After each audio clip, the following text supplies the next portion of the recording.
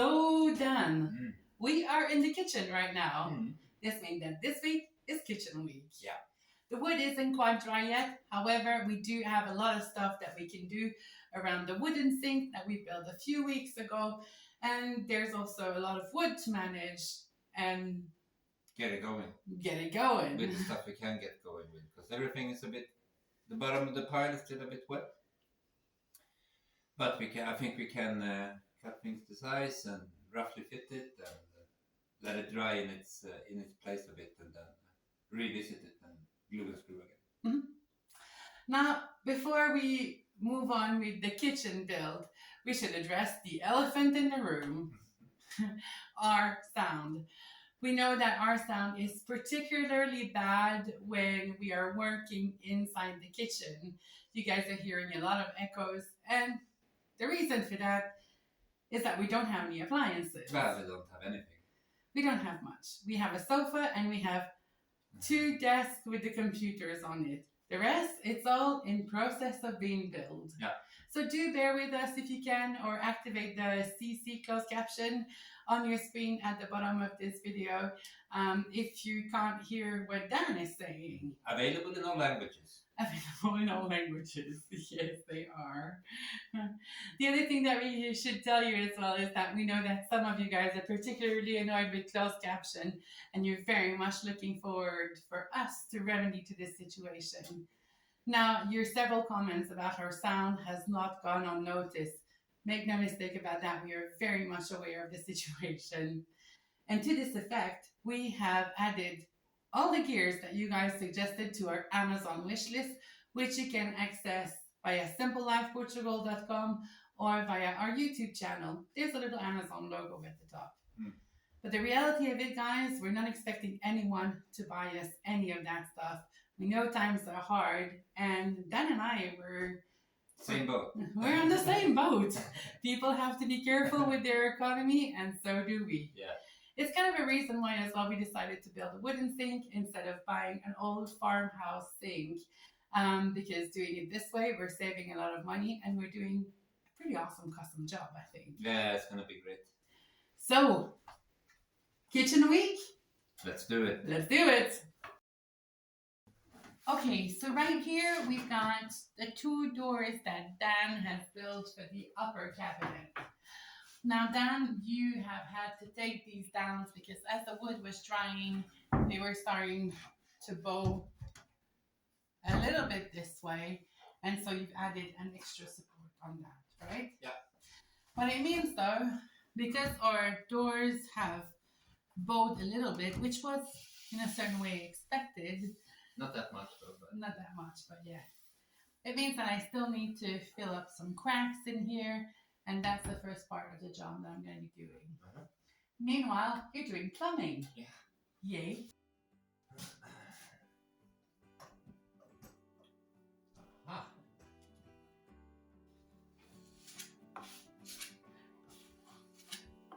And that's probably a good tip that we could give you. If you are going to be using a lot of wood filler for your project, what we have found is to buy them in the wood filler in this format is usually a lot cheaper than buying them on those in these small little container. So if you're going to be using a lot of wood filler, think about getting yourself a Smith gun and some good Smith, because you'll pay less. Smith gun. Smith gun.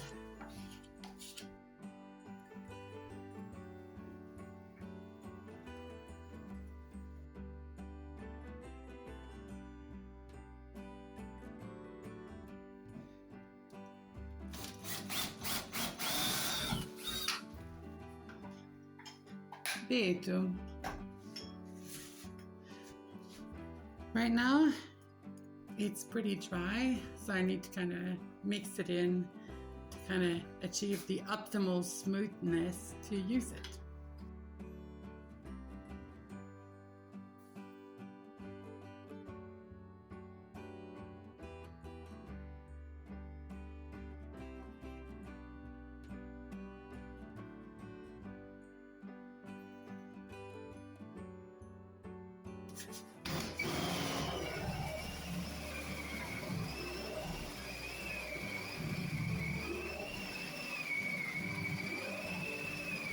So just gonna sand this off and then we fill it up with bitumen in all the cracks that we see. Yes. And then sand off this ink from this side. And then when we're done with the bitumen, we start writing. Okay.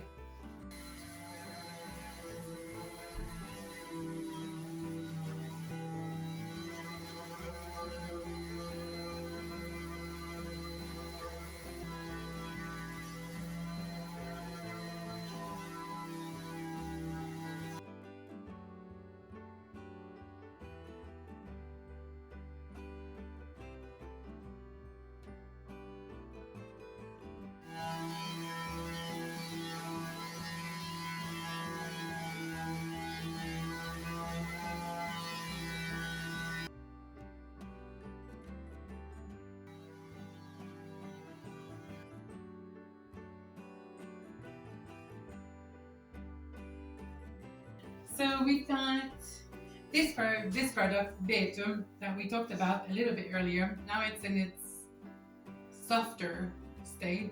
And basically, I'm just going to use it to rub it inside the wood to fill in some cracks, right? Yeah, because this product never really do harden up. But even when it's hardened up, it has some flexibility in it. So it's a really good product to use if you around wood and water areas. Mm. Often what you'll find is that this product is used for old wooden windows to kind of put as a sealant around the glass and the wood itself. Yeah. Because this product has some flex in it and the glass wouldn't. Therefore, using this kind of means that the glass on a window stays in place but doesn't let water in. Yeah. And that's the same principle that we're using for our wooden sink here. And worth pointing out as well that this is the same. The base of this is linseed oil as well. So we're not adding another oil to the oil mix. That's right, because we're going to be using linseed oil to seal up, or linseed oil and to make sure that the wood doesn't take on more water. Yes, linseed oil and a kind of mineral spirit, just to make sure that everything goes into wood like very deep. Yeah. But we're going to cover that a little bit later. Yeah. First, Betum. Betum in the cracked. Looking great, huh? I love this Betum, thank you.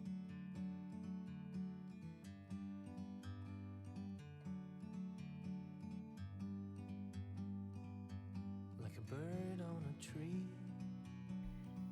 I don't know what to compare this product to. It starts a bit like gum, and then it turns into sand. But then, as you rub it in, it turns back into gum. It's a really fun product to work with, actually. We can sit together. It's so beautiful. You and me. We're meant to be in the great outdoors. Forever free.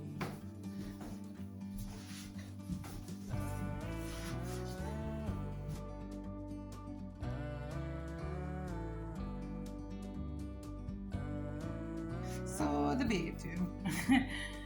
So yeah, right here, so we had some little micro cracks. Sometimes you need to go. And so we had micro cracks here as well. I don't know if you guys can see them. But yeah, so basically by rubbing the paste in, it just ensures that all these little hairline cracks are just filled up to the brim. And we're talking about like cracks in the nuts, and then Meant to be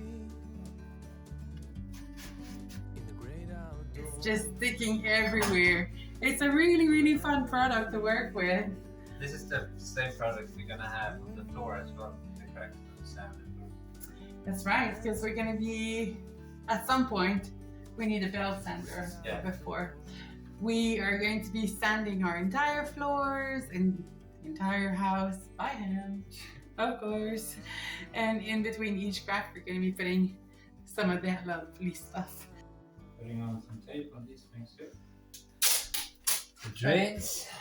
The drains, exactly. I'm just gonna put them for so whatever excess oil is not going through, it's staying in the sink and soaks up in the end wood where the drain is.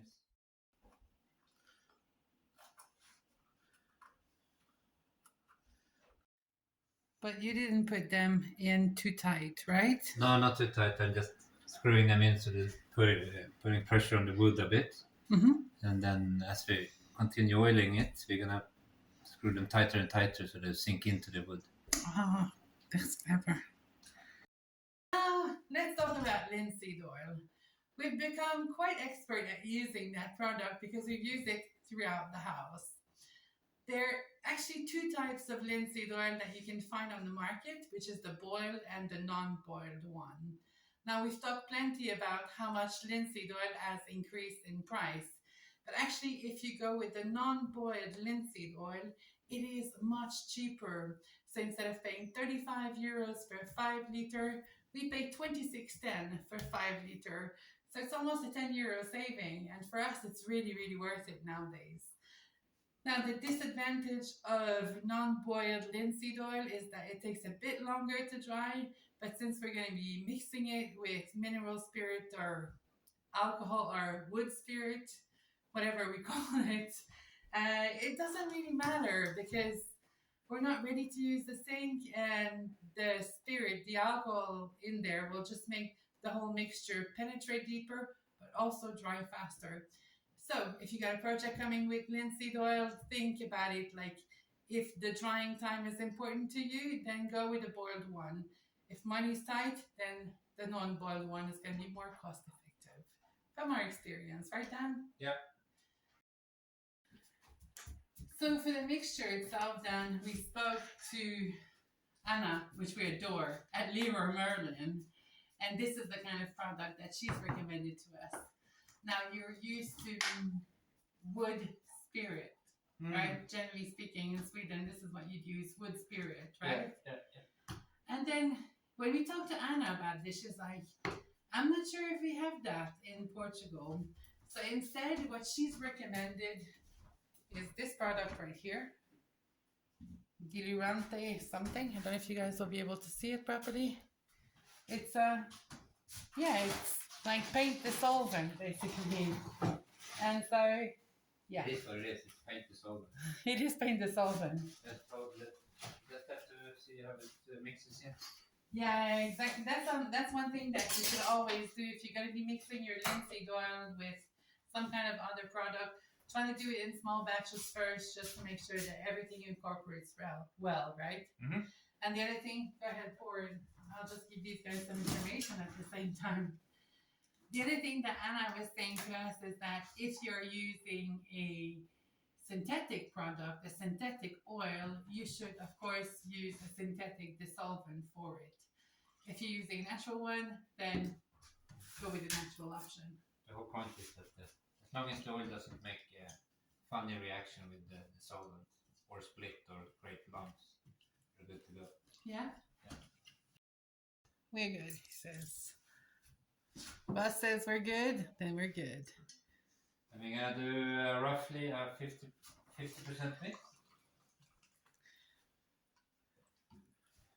So 50% good spirits and 50% or 50% solvent and 50% oil. Yes. So you were saying to use a 50-50 mix for the first few coats and then reduce it by 10 or 20% for each coat. Roughly. I mean, it doesn't have to be exactly. Just as long as we see that the oil is still penetrating and that it doesn't leave too much excess. Then you can start filling it up or leaving more spirits in there. Awesome. Quite a much for the Yeah. first 2 layers. Let me go and get the brush that we have in the shed because that brush goes super well for linseed oil as well. Yeah. I know that you bought one as well. Now, of course, to apply linseed oil, you can use all sorts of brush. But the one that I found that works the best is the one with the natural hair.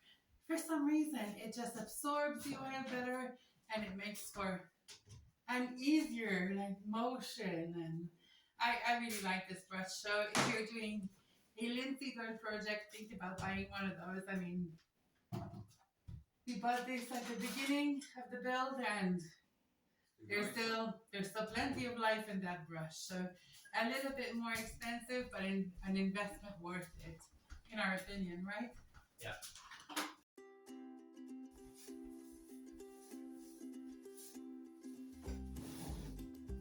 Because this is a heavy mixture, you should really consider having good ventilation.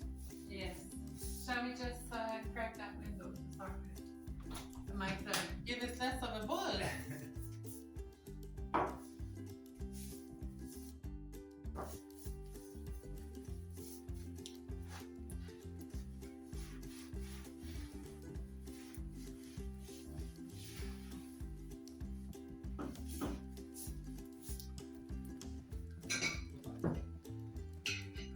You can already see that the mixture is like going deep into the wood, which is good news because hopefully this means that the scent that we have in the air is quickly going to vanish, because it does give you a bit of a head rush. Even though we've got the window and the door open, there's a definite fragrance in the air. Definitely, yeah. That.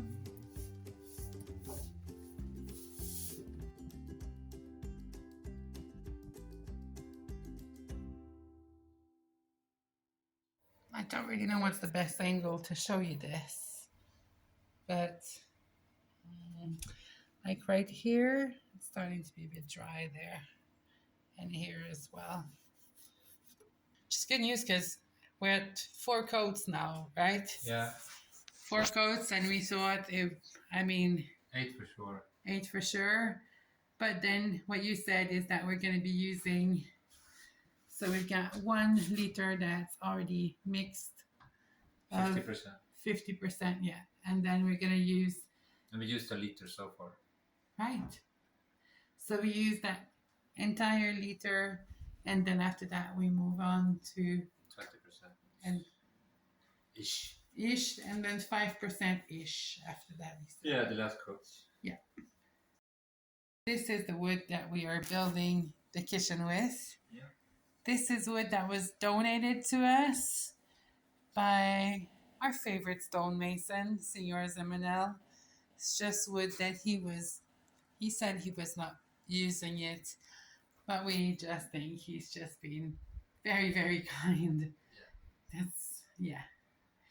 So the boards are pretty rough, as you can see, but it's okay. We can sand them, and then we can put some putty on it, and it's never gonna be the same as this one. We're not gonna have the time to sand. No, and anyway, it wasn't. So this cabinet, the big cabinet that we call, and the sink there, they're built with tongue and groove. And then we knew that we wanted to have 2 pieces in the kitchen that were kind of more like a statement piece. And these are done with a finer, well, just better quality wood. Yeah.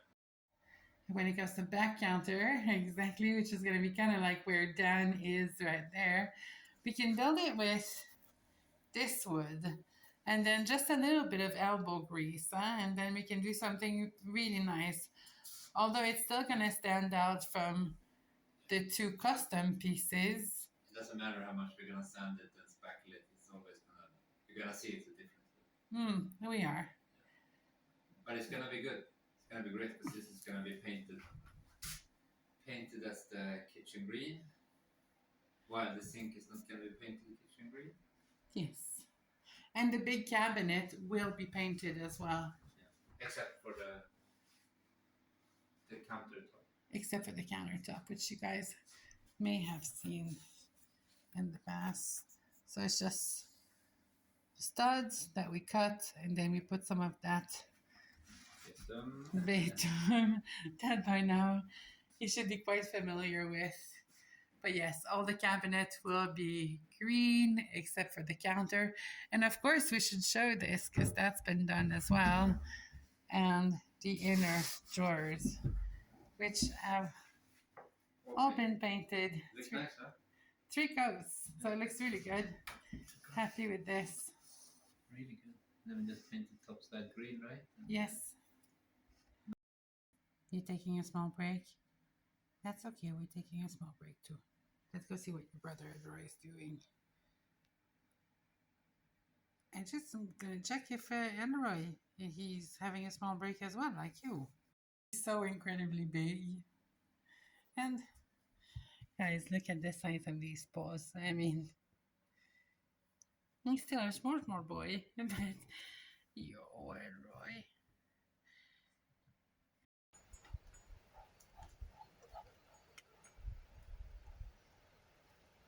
Our solar light is kind of charged now. It really is. For once? We can only use the solar light in the second half of the day. Otherwise, we completely run out of light. The joy of building off-grid, huh? Yeah.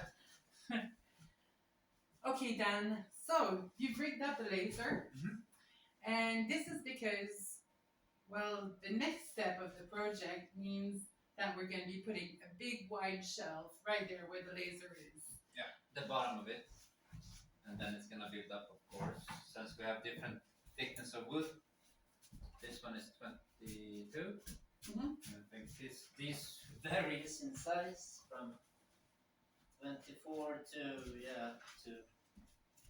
20 something. 28. So it's gonna be fiddly. Fiddly, exactly. Oh, get the laser right in the face. Yeah, fiddly it's going to be. But the thing is, doing that shelf right now, we know that right now it's going to be exposed. But in the long run, what we hope to have is a beautiful set of cabinet right there at the back, which is going to be built in tongue and groove, which is the same material that we use for the sink and for the big cabinet. Yeah. So the bottom part is just the bottom of the shelf, which is gonna stay there forever, I think. Yes. But and then we're gonna of course build the bottom parts with this one as well, and hopefully we have enough material to do the root vegetable drawer. Oh, you mean on the sink? Yeah. Yes, on the sink. Yeah. We're planning to do a root vegetable drawer, but that's for a later stage. Yeah. You get all the ideas all at once here. But yeah, right now we're focusing on this wall, and basically the reason why you're doing your bottom shelf, there's kind of like a few reasons for this. First things first, we know that we're going to need to buy quite a few packets of tongue and groove to finish the upper part of the kitchen. And right now, it's not super necessary, right? No. I mean, in the long run, as we're canning and as our homestead is growing, the kitchen will grow. Yeah. That's for sure. The second thing as well is that building the shelf right here means that we can kind of free up some space in the main living area, because we have a bunch of wood that is just hidden under, shall I call it our kitchen table, which is not really a kitchen table. It's half of the workbench. The workbench, yeah. Half of the deck that we used and we cut for the back of the house that was turned into a workbench that is sometimes used as a kitchen table. Yeah. We're being very creative.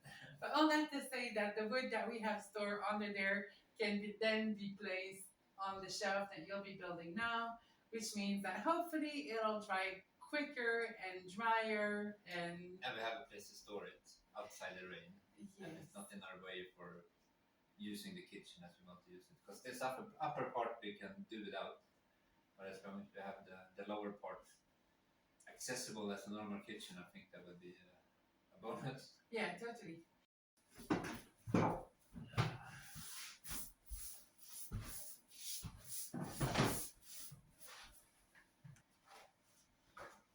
I am assuming that we want, when we're done, the cabinets to be in the line with this one, right? Correct.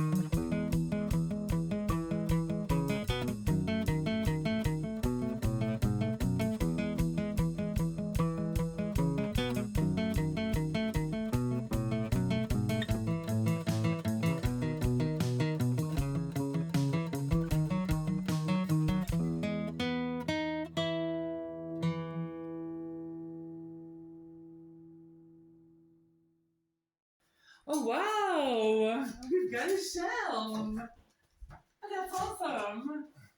Oh, that's awesome. It just needs to be worked on a bit because the wood is going all ways. You need to put something here in the middle to force it down. Yeah. The wood is bowing every way it can. That's nothing we can do really.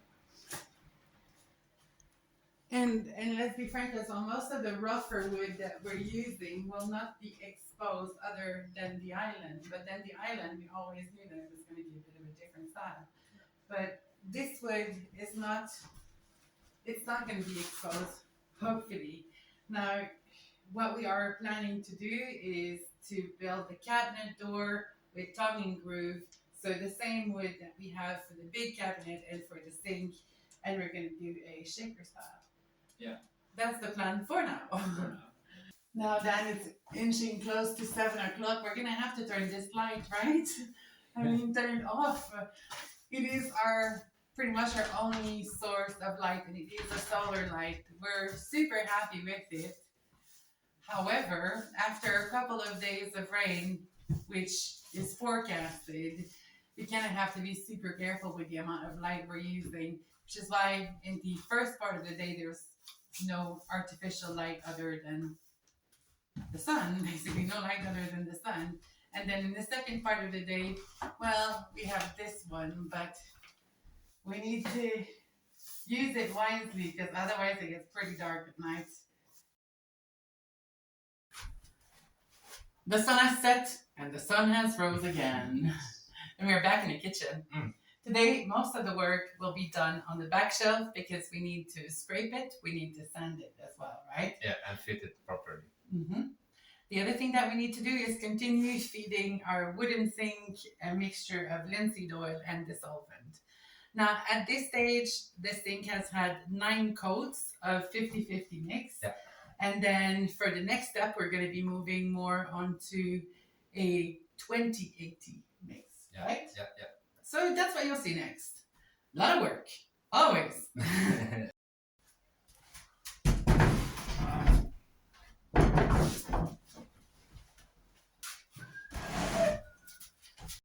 I think it's fair to say that for the next couple of hours, what I'm going to be doing is scraping and sanding and all of that. You know the state of the shelf, like right now, but wait in just a few seconds and you'll see the final result, right? Yeah, because we're not going to put you through a whole bunch of sanding. I think no one wants to watch anyone sanding. It's not fun to do, it's not fun to watch. Probably not fun to watch either. It's not fun to edit either. It's just... And that sound. Oh, that sound, it drives you mad. Yeah. All right, I'll get onto it, and then you have stuff to do. Yeah.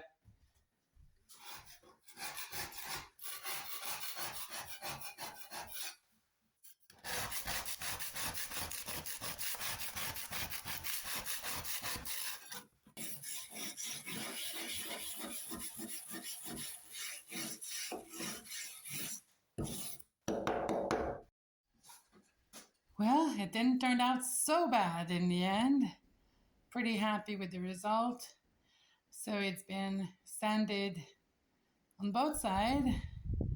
And yeah, pretty happy with this. Keep in mind that it's all going to be prime and painted. So it's going to look a bit less rustic once we're done with it.